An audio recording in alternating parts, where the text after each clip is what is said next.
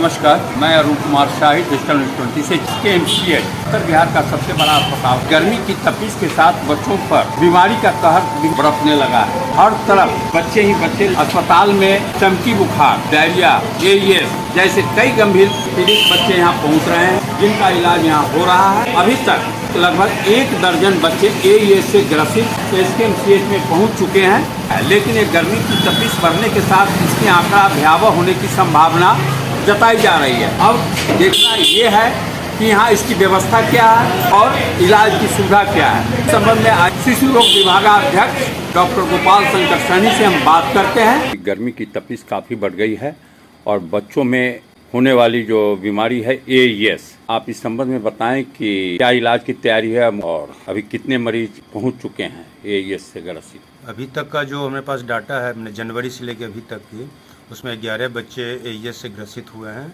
और 11 बच्चे यहाँ से सक्सेसफुली ट्रीटमेंट होके जा चुके हैं। और ये बात बिल्कुल सही है कि बीमारी गर्मी जैसे से बढ़ती है उसी पीरियड में इसका प्रकोप ज़्यादा बढ़ जाता है। तो जहाँ तक कि तैयारी की बात है तो हम लोगों का तैयारी हर एक साल रहती है।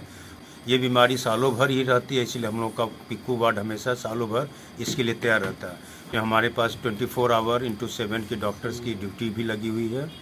ड्रग्स, जितने ड्रग्स हैं मेडिकल कॉलेज के लेवल पर होना चाहिए, वो सभी ड्रग्स हम लोगों ने मंगा चुके हैं। हम लोग फरवरी से ही ड्रग्स का पूरा कंप्लायंस पूरा कर चुके रहते हैं। ये सभी इंस्ट्रूमेंट भी अप टू डेट हैं। वेंटिलेटर हुआ, चाहे EBG मशीन हुआ, ऑटोनेलाइजर मशीन, जितने हैं सारे सभी फुल इक्विप्ड हैं और फुल फंक्शनिंग मशीन है। हम लोग के पास 100 बेडेड PICU है, वो 100 बेडेड इस बार हम लोग को अभी तक है मेरे पास। अभी कोई भर्ती भी है सर? नहीं, आज के डेट में भर्ती तो नहीं है।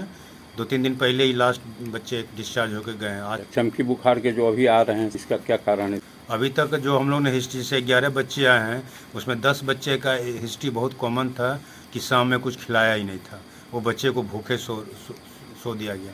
तो उसके लिए हम लोग गार्जियन को बहुत अच्छे समझाए भी थे कि आपको तो प्रचार प्रसार भी होता है कि बच्चे को शाम में ज़रूर खिला के सुलाए, धूप में ना जाने दे, सब पर ध्यान देना पड़ेगा बच्चे पर। तो ये हिस्ट्री बहुत कॉमन मिलती है कि बच्चे दिन भर खेल कूद करके आए और शाम में इतना न थकावट हो गया कि उसको नींद आ गई और भूखे सो गए और सुबह में उसको कन्वल्सन का अटैक आया और यहाँ आने के बाद पता चला कि उसको ब्लड शुगर कमी है। तो ये बहुत इंपॉर्टेंट मैसेज जाना चाहिए पब्लिक को कि बच्चे पर अभी पूरा ध्यान देना है, दिन भर उसको धूप में ना खेलने दें। उसके साथ ORS का घोल भी पिला सकते हैं या नींबू पानी पिलाइए। और सबसे ज़रूरी है कि इवनिंग में, खासकर रात में, किसी भी हालत में उसको खाना खिला के ही सुलाएं।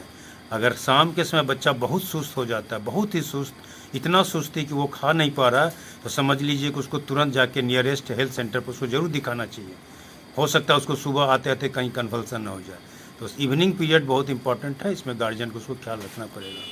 तमाम लेटेस्ट खबरों को सबसे पहले देखने के लिए सब्सक्राइब करें डिजिटल न्यूज़ 20।